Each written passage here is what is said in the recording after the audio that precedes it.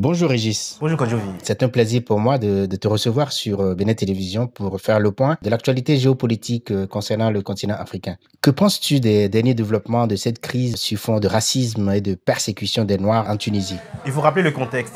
C'est un contexte qui est très simple, c'est un contexte politique et qui est induit, je dirais, par les propos du président Kais Saïd, qui effectivement estime qu'il y a des hordes de subsahariens qui, déversés sur la Tunisie aujourd'hui, seraient de nature, si vous voulez, à faire perdre à la Tunisie son caractère arabo-musulman et à l'englober ou à l'engloutir dans l'Afrique noire subsaharienne.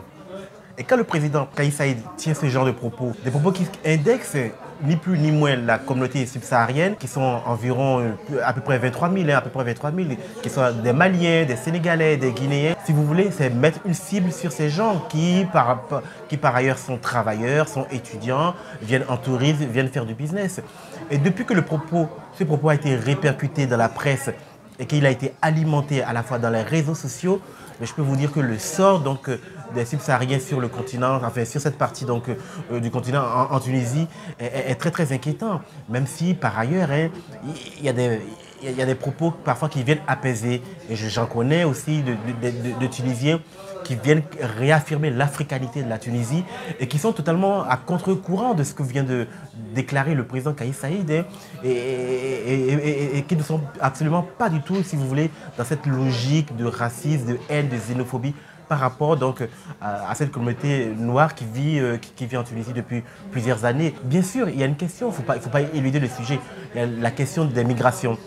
Il y a la question aussi de certains qui viennent de façon irrégulière et qui ont pour objectif d'aller vers l'Europe. Mais ce n'est jamais, au grand jamais, une raison. On est en Afrique et moi j'estime que, surtout dans le contexte où le monde est fracturé, où le continent africain a besoin d'être consolidé, on est partout en Afrique chez soi. On est partout en Afrique, qu'on soit au Bénin, au Togo, au Niger, en Algérie. Même la conception d'immigration irrégulière, elle peut marcher en Europe, elle peut marcher en Amérique. Mais sur le continent africain, je pense que c'est une conception qu'il faut que nous puissions manipuler avec modération. Et quelque part, beaucoup de leaders africains, beaucoup de dirigeants africains n'ont pas encore compris que s'ils veulent travailler, réfléchir à l'union du continent africain, ce n'est pas en agitant, si vous voulez, des propos racistes, des propos xénophobes. Donc c'est ce qui, malheureusement, aujourd'hui, martyrise la plupart de nos compatriotes subsahariens en Tunisie. Est-ce qu'il y a un parallèle avec ce que certains hommes politiques français appellent le grand remplacement? Est-ce que c'est ce genre d'inquiétude qu'a exprimé le président Kaïs à travers ses propos? Merci de ce rappel. Quand le président Kais Saïd a tenu ses propos et ça a été répercuté dans la presse nationale et internationale, je vous le donne en mille.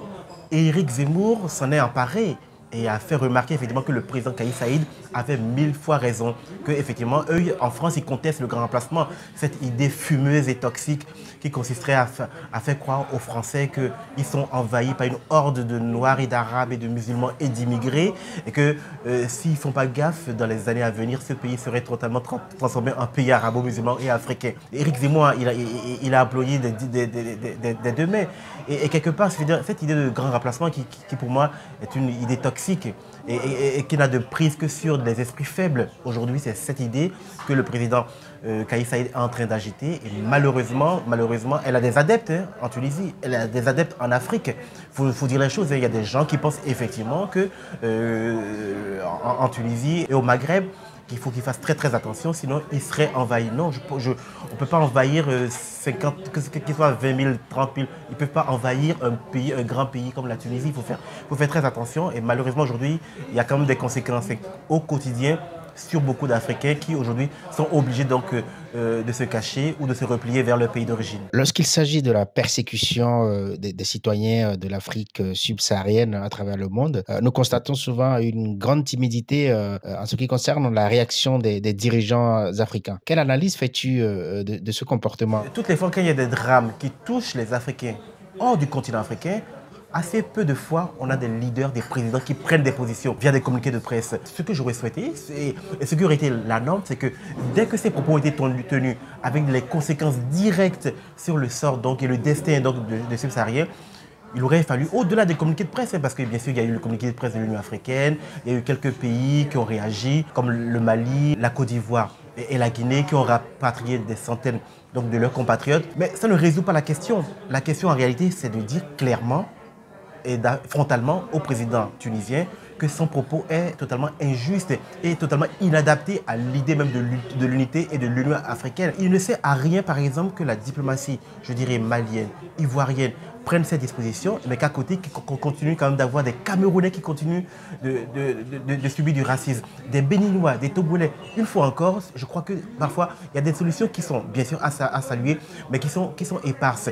Il aurait plutôt fallu que sur le continent africain, que par exemple la CEDEAO prenne cette disposition et qu'on se dise effectivement qu'on a des Ouest-Africains qui sont bien dans la peine, ou qu'en Afrique centrale, la CEMAC aussi prenne cette disposition, mais de façon éparse, c'est très compliqué. Tout ça, en fait, dit la chose suivante, c'est que l'Union africaine est encore une véritable illusion. L'unité africaine encore plus sur le continent. Pourrait-on envisager un embargo contre la Tunisie? Oui, beaucoup parlent d'embargo, qu'effectivement il faudrait qu'on sanctionne le régime tunisien, mais là-dessus, moi je pense qu'effectivement, il faut prendre des décisions, il faut prendre des options qui sont des options fortes, tout en ne brimant pas la Tunisie. Parce qu'une fois encore, il faut dire les choses, je suis convaincu que si on fait un sondage, dans leur grande majorité, les Tunisiens ne sont pas adeptes de ce genre de propos. Malheureusement, ils ont élu quelqu'un qui aujourd'hui est un adepte du grand remplacement et des idées fumeuses du racisme et de la xénophobie. Mais je pense que symboliquement, il faut prendre des positions.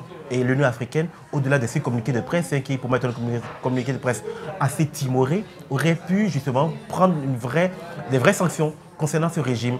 Pas le peuple, mais plutôt des sanctions diplomatiques concernant le régime donc, de Kais Saïed, ce qui aujourd'hui on voit moins, et c'est quelque part c'est un des écueils qu'on peut retrouver quand l'Union africaine ou même nos organisations sous-régionales doivent réagir par rapport à des situations qui se passent sur le continent. Cette situation concernant les Africains ne peut pas être interprétée par les langues malveillantes comme ils l'ont fait ces derniers jours de racisme. De quoi il parle? Il divague. Tout d'abord, j'ai un certain nombre de ma famille qui sont mariés à des Africains. Mes amis à la faculté de droit de Tunis étaient des Africains. Un voisinage historique avec les cadres et les agents de la Banque africaine de développement en Tunisie, lorsque l'Abad s'est installé en Tunisie pendant un certain nombre de temps. Un voisinage extraordinaire. Nous vivons comme des frères. Mais ce qui est inacceptable, c'est de voir ou interpréter des propos pour nuire à la Tunisie, pour nuire avec un certain nombre d'États africains. Ceux qui veulent nuire, voilà un flagrant démenti aujourd'hui à l'occasion de votre escale pour leur dire: mesdames et messieurs, vous vous trompez d'adresse et de personne. Alors, quel signal cela renvoie à l'Afrique et au monde? Vous avez raison, le signal est très mauvais. Sur le continent africain, on se plaint beaucoup de racisme. Les Africains se plaignent beaucoup, à raison, de racisme quand ils sont hors d'Afrique. Mais aujourd'hui, ce qui se passe, il faut le dire, c'est comment pourrait-nous, en tant qu'Africains, dire que chez nous, tout va très bien, Akwaba, Ubuntu, tout ça c'est très beau. Mais en réalité, on a quand même chez nous des dirigeants qui parfois versent dans la xénophobie. Et là, je vous parle juste de la Tunisie, mais vous savez, en Afrique du Sud, le pays de Nelson Mandela, très régulièrement, il y a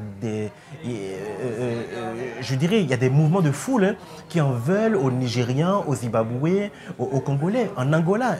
Donc en réalité, ce sujet, en fait, tout ça démontre en réalité que ce que nous reprochons aux autres, parfois, nous sommes nous-mêmes les propres précepteurs. Non, le signal, il est très mauvais. Il est très mauvais. C'est pour ça que moi, je compte davantage plutôt sur la société civile, sur la jeunesse africaine, sur toutes les organisations de jeunesse, de femmes, de jeunes, et aussi sur des démocrates africains, pour dire que notre continent africain ne doit pas être, si vous voulez, le continent de la haine, de la xénophobie et du mépris de l'autre, mais plutôt de façon très pragmatique, le continent qui intègre tout le monde, quel qu'il soit, qu'on soit africain du nord, du sud, de l'est, nous sommes tous pareils. Sinon, en réalité, notre Afrique, elle ne sera pas plus union qu'africaine. C'est bien d'agiter les grands mots, les grandes conceptions, mais en réalité, il faut qu'on soit concret. Et les professions de foi ont assez duré sur le continent. Donc le signal qu'on envoie, il est très mauvais, mais il peut être rectifié. Merci beaucoup, Régis. Je vous en prie, Kodjovi.